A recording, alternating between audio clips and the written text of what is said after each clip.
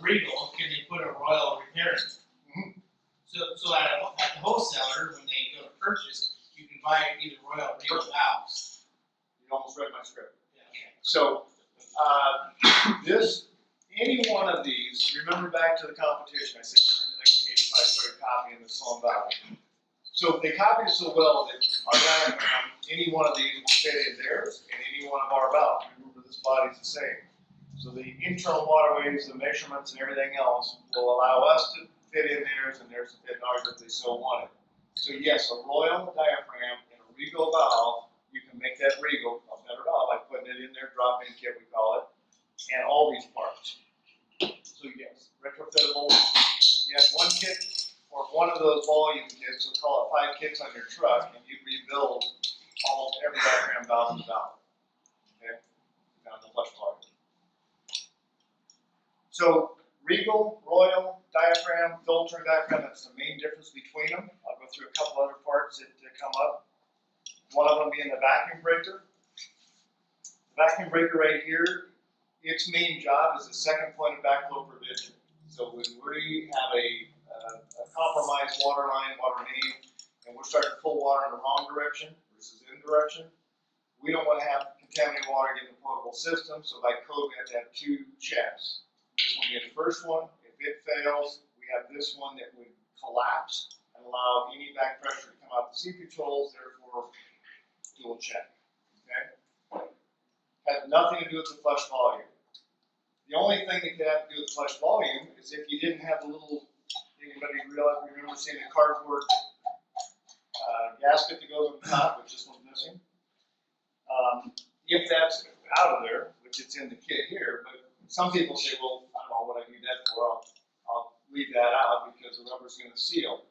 Well, what it's there for is a friction ring so that as you're tightening this up, you don't scrunch the vacuum breaker and twist it. If you twist it in a knot, water doesn't come down through.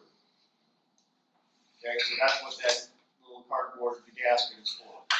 But other than that, it's basically just a second point of backflow prevention. Now, some of you might have seen this style before, but most all of you, if you worked on a flush valve, will recognize the 3 little dimples, we call it, down the bottom. The old style Regal, that's all it had. It didn't have this bottom skirt on it. This is what was brought out in the with the Royal valves, because at the same time they were doing that, we went from 3.5 to 1.6 gallons per flush. And therefore, with the reduced volume in our fixtures, we end up having more back pressure come up through this tailpiece. We flush the valve, we got about 27 to 30 GPM coming through here, even though it's not going to flush unless you ran all the time, but you still have large volume coming down through. If you hit that small reservoir, you got water coming back up. Well, if it's enough back pressure in the old style vacuum breaker, it'll come right up these vent holes right here. It's a nuisance leak. And anybody who has been out on a job and that's the problem, and you have more back pressure than normal, and you're trying to figure out why there's water on the top of that fixture, and you're trying to, it's 4 o'clock on Friday, trying to get out of there, it's a nuisance, trust me. And this will take care of the problem. So back to kits to have on the truck. My suggestion is you take what we call one-stop shopping. It's called a performance kit. It's got the Royal, and this is not just a sales promo like a used car guy, but you got a diaphragm that's protected, you got the skirted vacuum breaker, a new handle kit, and the O-ring that always seems to fail between the stop and the body. And those are the main components of a flush valve, a manual flush valve. Once you've got into it enough to get the diaphragm, quick and easy is to place that in, but if you're going to break it down, put those parts in it, it's a brand new valve. Okay? Do you guys sell those rings on the Royal one separately? The ring, snap ring? Yeah, that like the one with the teeth and then one with the holes. That's part of the cartridge. Ring right here. It's just like Part of the cartridge. He's talking about the screens that are on the diaphragm itself. This? Yeah, but on the Royal version. Oh, Filters. no, The filters out they of the won't Royal. retrofit into the old diaphragm. The whole cartridge does. It's not, you just don't buy the rings and Yeah. put it on the other. It's the whole cartridge. So that diaphragm is getting passed around. That is made for those filter rings. We can't do it on the other. Okay. So, Royal, Regal, parts and pieces, operation of it.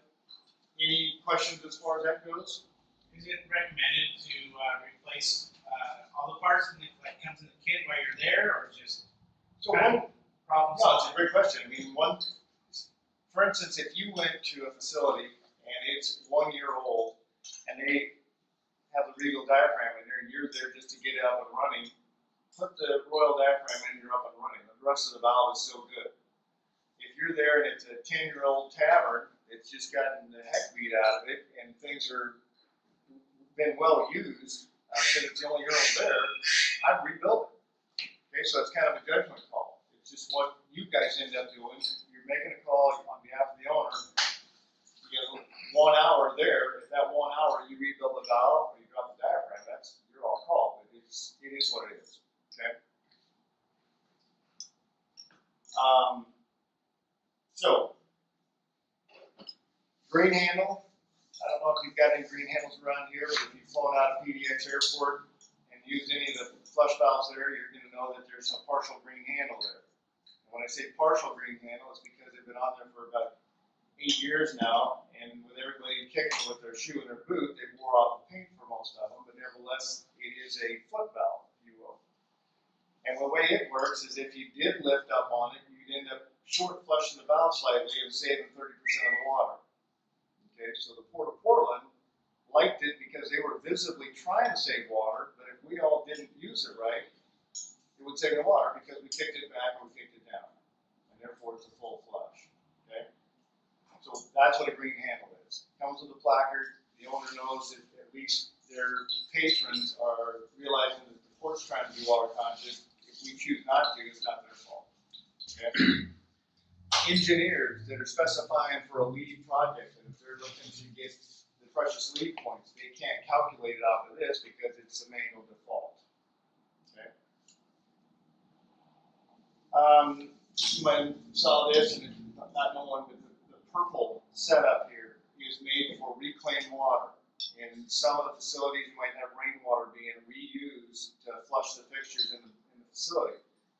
Well, it's all good that they save the clean rainwater from the rooftop, but they put it down in the cistern, and the owner says, look, I don't want to have any problems, chlorinate that water. So they over-chlorinate compared to what we're used to, and it'll take any of our diaphragms and rubber parts and tear them apart. So this is made to be super resistant to super chlorinated water. So that's hence why the purple. So back to engineers specifying, when they know they're putting the rainwater system in, they'll put this valve in, or with these components. Same deal, but it'll still work in all of them. So you drop that in and could go on a Royal Eagle and so on. Okay. Tom, back to your green handle. Why does it provide less of a flush in one direction? How does that actually work? So when you can't see it here, but if we were to dissect that,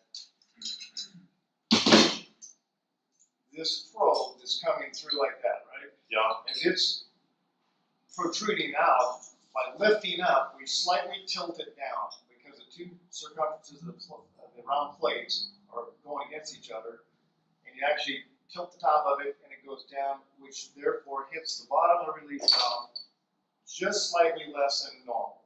And when it does that, it doesn't tilt it as much, so therefore we're short flushing the valve. We kick it down or back, we hit it normal, and we're getting a full flush. Okay?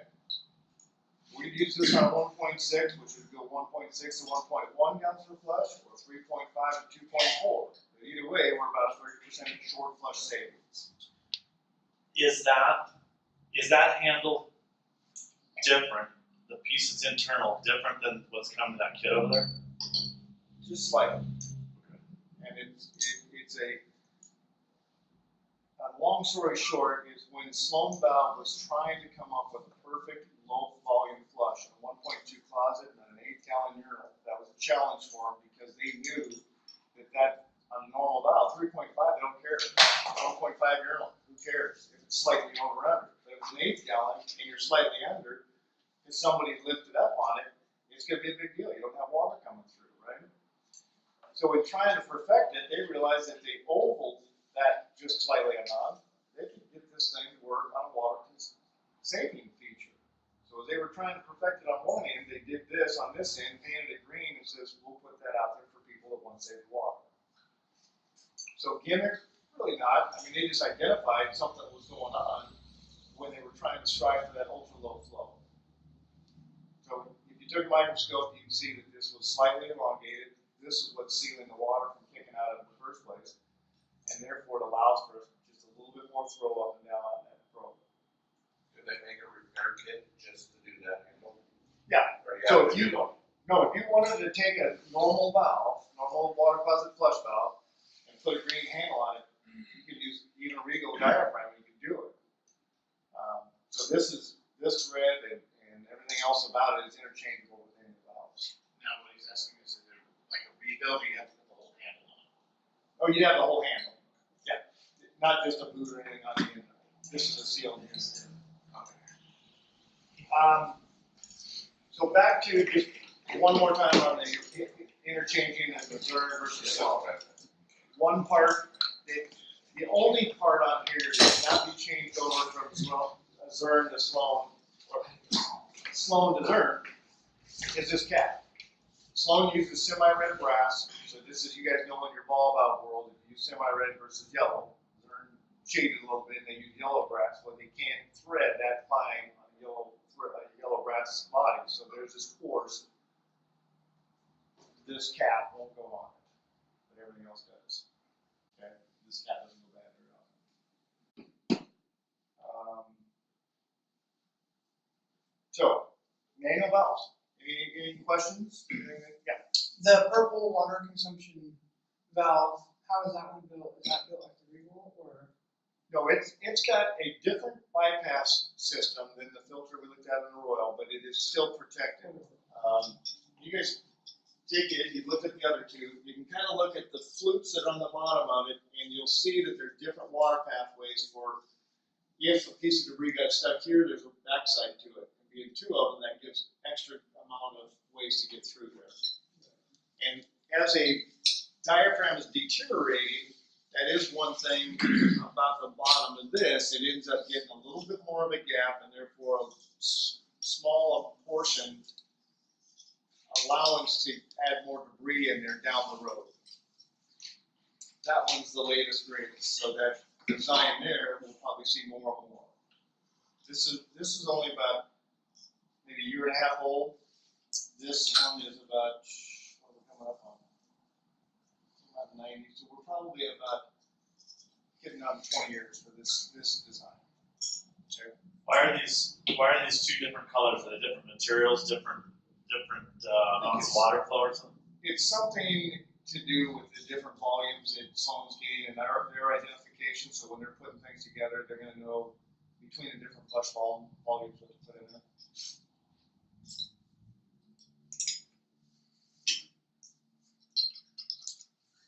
Okay.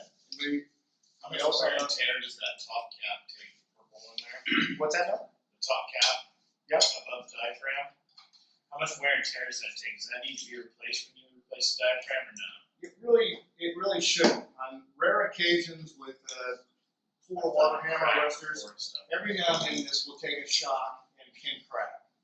But it would be, back to when I said 95% of valve run-on is the bypass hole. This is going to be maybe less than 5% if that's cracked.